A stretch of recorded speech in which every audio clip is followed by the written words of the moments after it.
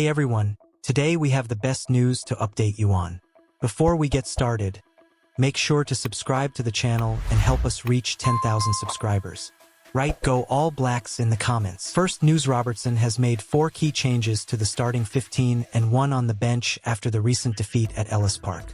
The most notable switch is Will Jordan moving from the wing to fullback, with Beauden Barrett stepping down to the bench. Sevu Reece and Mark Telia will be the new wingers, giving the backline a fresh look. In the midfield, Jordy Barrett and Rico Ione remain in their spots, which should keep things solid there. Cortez Radama is getting his second start in the black jersey, replacing TJ Perenara, who now takes a place on the bench. Damian McKenzie continues as the starting number 10. On the forward front, Wallace Satidi makes his 3rd test appearance at blindside flanker, replacing Ethan Blackadder, who's out with a tight hamstring. Satidi will join forces with Sam Cane and Artie Savia in the back row. The front row remains unchanged, with Scott Barrett captaining the team alongside Tupou Vai, Tamati Williams, Cody Taylor, and Tyrell Lomax. The bench is stacked with experience, featuring TJ Perenara, Beauden Barrett, and Anton Lienert-Brown, ready to make an impact. Robertson is confident that the 23 selected players will deliver a performance that the fans in Cape Town and back home in New Zealand will be proud of. Before we dive deeper into the analysis, if you are a fan of the All Blacks, write "Go All Blacks" in the comments and make sure to subscribe to the channel. Also, don't forget to hit that notification bell so you never miss an update on all things All Blacks. So, here's the summary. Scott Robertson has made some significant changes to the team for the upcoming Springboks test. Will Jordan is moving to fullback, with Sevu Reece and Mark Telia stepping in as wingers.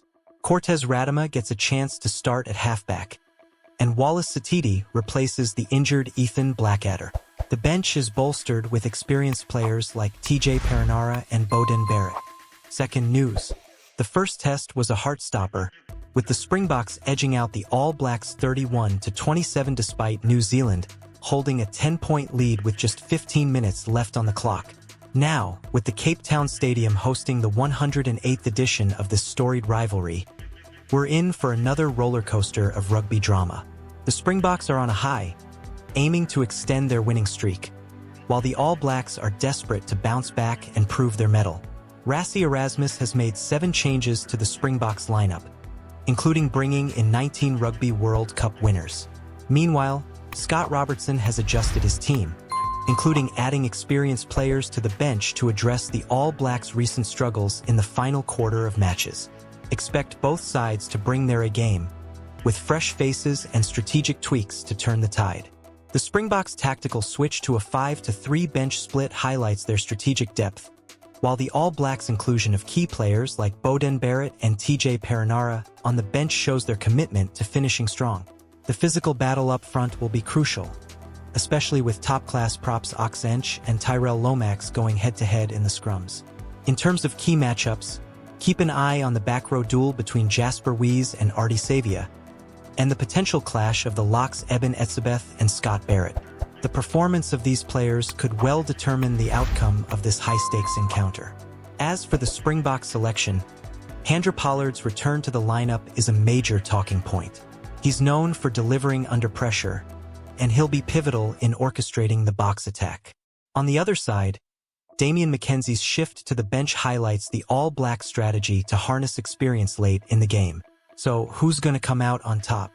With the Springboks having a solid track record at DHL Stadium and their squad's current form, they might just edge it by a narrow margin, completing the double over the All Blacks. But given the All Blacks' pedigree and potential for a comeback, it's going to be a nail-biter right till the end. Third news: David Campese is back with his hot takes and predictions for this weekend's Rugby Championship matches, and trust me, you won't want to miss this. As the Springboks gear up to face the All Blacks and Australia squares off against Argentina, Campese dives into what to expect from these high-stakes games that could see the Springboks crowned champions with 2 rounds to spare. First off, Campese highlights the interesting shift in the Springboks lineup with Handré Pollard returning to the fly-half position. He's not downplaying the other players who've been in the mix, but points out that this move signals a long-term strategy. The Springboks are clearly eyeing the 2027 Rugby World Cup, and Pollard's return is part of this broader vision. That said, it's worth noting that the Springboks have struggled in Cape Town, and with a large contingent of All Blacks fans expected there, this might be New Zealand's best shot at a win. However, Campese believes the physical battle could be too much for the All Blacks given their current form. Moving on to the critical matchups, Campese zeroes in on the showdown between Handré Pollard and Damian McKenzie. It's a clash of styles, Pollard's kicking game versus McKenzie's hands-on approach. Campese believes this duel will be pivotal, with both players having the ability to sway the game. Additionally, players like Grant Williams and Cortez Radama will play crucial roles, especially since neither has much test experience. Keep an eye on Jasper Wiese versus Artie Savia too, which promises to be a thrilling contest. In terms of refereeing, Matthew Carley's precision will be key, and Campese forecasts a close win for the Springboks, predicting a 29-26 scoreline that would see them complete a clean sweep of the early rounds. Now, let's talk about the Australia versus Argentina match. Campese starts by congratulating Julian Montoya and James Slipper for their milestones, Montoya's century and Slipper's potential record-tying performance. He points out that the last game was heavily influenced by weather conditions, affecting the performance of players like Carlo Tizzano. With the Wallabies back row needing better communication, Ben Donaldson's return is seen as a potential game-changer. Tate McDermott might bring the needed dynamism from the bench, and Australia's front row could be decisive in their match against Argentina. For the clash between Los Pumas and the Wallabies, the battle of the fly-halves and back rows will be crucial.